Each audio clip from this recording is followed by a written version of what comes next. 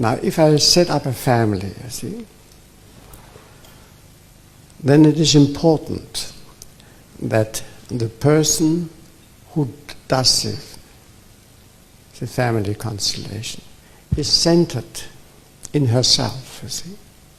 As she was. She was quite centered when she put up the family, you see. And that those who participate in the constellation stay centered with them, you see, and forget what is in their own family of origin. And then suddenly, when that is, when the picture is set here, see, something is revealed which the person herself is not aware of, you see. We could immediately see somebody is missing from the kind of constellation. Immediately. The constellation brings it to light. Something very hidden is brought to light, of which the person herself is not even aware. And then there are two questions which the therapist asks himself. The first question, the most important, is, who is missing? Can he conclude from the constellations that somebody is missing? Now here we could conclude that immediately. We could see the two were facing outward. You see, the others stood in the way of the mother, so there somebody was missing. It was quite clear.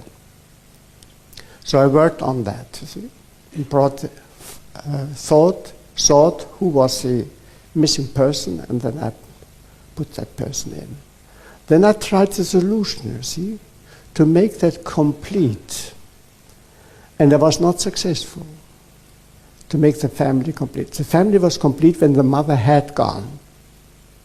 Then it was complete. That is the second question the therapist asks. Who is to go? Who has to leave? Or precisely actually, who wants to leave and who has to leave? For what reason ever? I don't know that. See, it may be there's something in her family of origin where she wants to follow somebody to death, to die with that person, or to die in place of somebody else who wants to die. These are the questions I would ask. I would find out when I work with a family of origin. I can't do that immediately because that is too intense, so it needs some time that she can recollect, and later on I will work with a family of origin. These are the basic questions I ask myself as a therapist. And it's very important that you listen carefully to what the people say and how they say it. See, it was clear when she said, "I'm your mother." There was no love in that. See, she was not connected with the child. And the therapist must not follow what is said.